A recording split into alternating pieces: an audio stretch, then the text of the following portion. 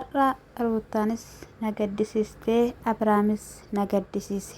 Ruutaan mucaan koo hanga yoonaatti iddoo inni jiru hin beeku jetti. Abraam immoo mala isaan narratti xaxanii dursisiisee na miliqsiisee jedha. Ashamaa akkam jirtu hordoftoonni lammiif yuutiibii sabskraayibii laayikii gochuun na jajjabeessaa.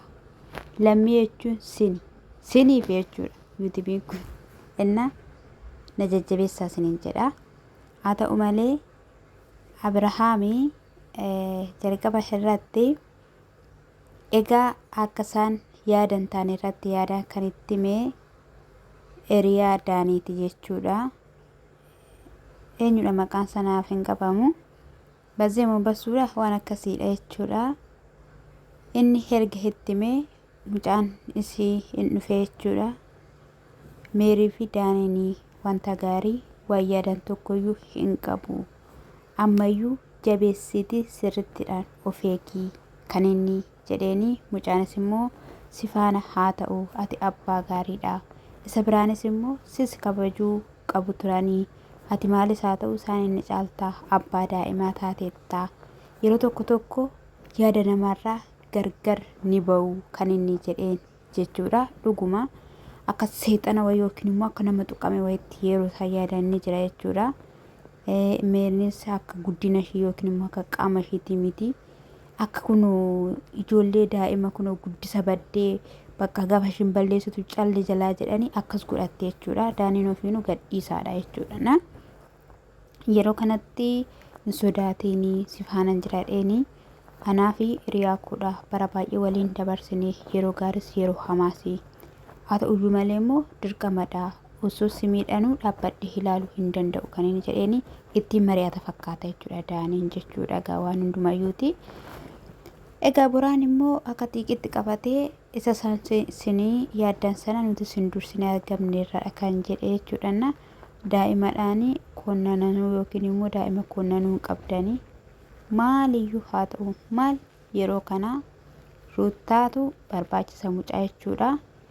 Egaa Ruutaanis immoo akkamitti tabaabaarii isaanii taatee isaan wajjiniidhaan jedha hin taasifna jettee harka walitti rukuttee fi anaa fi kuni gaaffii guddaadha jechuudha. Gaa'ii maaliif akka yaadan wanti beekamu hin jiru jechuudha. Asittis immoo egaa Kaaleeb akkasuma Biiniin jechuudha. Ani Kaaleebii edanni gaafa warqii Ruutaadhaan jechuudha. Hirmeellaatu bite jedheeni akkasittiin sube isaanii walitti deebi'uudha jedhu adda isaan baaseeti. Ani naman akkatti isheen amantan hin beeku jechuudha. Natti mi'aawu dubbiin isaanii. Biiniin garuu akka nama guddaatti yaada jechuudha. Yeroo kanatti egaa kan nuti calli jennee fi waan qabatamaa wanta dhugaa ta'e tokko irratti hundoofnee dubbanna jenneetidha. Marrajaa funaannachaa turreedha. Marrajaa isuma akka isaan funaanan hin beeknu. Sila marrajaan isaanii yuutiibiuma gubbaa jira. Keessan egaa kan isaan akka gaafatan akka jedhanitti jechuudha. Wanti baay'een ta'aa jira. Wanti baay'een argamaa jira. Hirmeellaas ta'e Abraamis ta'e mucaa dhossaniiru fuudhaniit kan jedhan jechuudha. Gidduu kanattis immoo ishiin dhuftee jechuudha.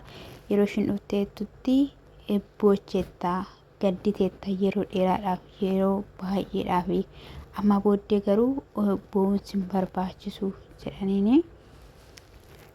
Mucaas immoo fuudhanii ala bahuudhaafidha kanii jechaa jiranii. Otoo isaan fuudhanii ala hin bahiin gara seeraatti dhiyeessuu qabdaa jennaani afaan keessa qabachuu barbaadde. Isa kanas immoo ani seeratti dhiyeessuu wallaalee miti. Maaliif jennaan mucaan kiyyaa erga biraa bahee sa'aatii 24 guuteera kan ishiin jettee jechuudha gaa'ii.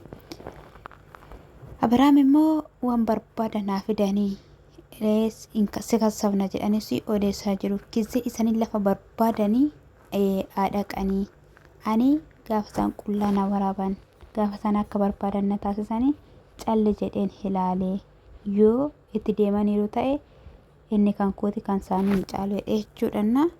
Ishiinis kana saalfachuu dandeessi gara seeratti dhiyaachuu dadhabuu yookiin immoo poolis xaabiyaa akka beeksiftee garuu dubbatameetoo jira jechuudha. Dubbatteetoo jirti. Isaan immoo gara seeraatti deemidha kan isaan jechaanii jiranii. Marrajoota garaagaraa qaba jetteeni isaanitti agarsiisteetti marrajaa kanatu kanaaf gaaffii guddaa dhagaa'ee hingaa kanaa booddee Hermeellaas ta'ee Abrahaamis ta'ee tacamalalaqaneedhe hin baay'isaneedhe tasgabbiidhaan isaaniinneedhe Kaaleb obsineerra waan hundumayyuu jedhe amma garuu yeroo isaa irra darbeeraa yeroon gara seeraatti dhiyaatanii guddaa isaanii argatanidha jennaanii. Hin beeku sirriittidha waan hundumayyuu gochuu akka hin danda'u jette garan barbaadetti akkan barbaadetti waan barbaade gochuu dadhabee yookiin immoo wallaalee miti sirriittidhaan isa kana hubatanii ni beeku. Dhalli koo yeroo kanaan irraa daboo hin qabu mucaan ganaa ji'ajjaa hin guunne yeroo kanatti immoo nafaana ta'uudha kan qabu akka seeraatti hanga waggaa lamaattiyyuu oduu qabaadha kanii. Ishiin jettee jechuudha dhugaadha waggaa lamatti kanii hodhanii yeroo haatirraa jirtu jechuun haatiyyuu irraan duuneetti ishiniyyuu irraan duuneen irraan jira ton irraa du'eellee haa ta'u jette isa kanadha hojjettoota mana yoo ta'ani irraa gabaabsu yookiin immoo dafanii ji'a jaatti akka isheen dhaabdu taasisu malee xiqqoo akka faranjii gochaa jiru biyyuma keenya keessatti jechuudha hamma malee. Hanga waggaa sadiitti kanootu jirti jechuudha. Innaasa kanadha akka kootti koonna nuun qabu dhugaa dubbachuudhaaf isa isaanii isarratti gochuudhaaf jedhanii dhiisuu qabaa danda'uu qabaa dhiiraadha waanta ta'eef obsuu qaba bakka maalis haa ta'u haadha manaa isaatii dhala godhatteettii fi ishiin illee maaliif akka xiqqii kana keessaa bahuu dadhabdee maaliif akka hojii taane kana keessa dhaabbachuu dadhabdee gaaffiidha. Dhugaan sinin jedhe gaaffiidha. Isa kanadha inni biraa immoo jechuudha Tsiguyyee jechuudha. Kaleessa mucaadhaan nafuutu malee heeruman barbaade jechaanii akka isheen turte argitaniittu sababa ishiin dallaaran utaaltee mooraa keessa seentuudhaan kan ka'e hattuun seentee maatii saamteedhaan. Kana dhugaa dheettanii amantuu obboleessa isaatu naa bilbilee kinoo haala kanadhaanii nu saamaniitu inni immoo manaa baheera jedhanii natti bilbilanii jettee jechuudha. Hattootaan akka ishiin jette obbeettu eenyutu akka taatanii kibbii keessa akka seentanii hattanii gatii hattaniin sana sinifan kaffalaa sinifan kaffalaati.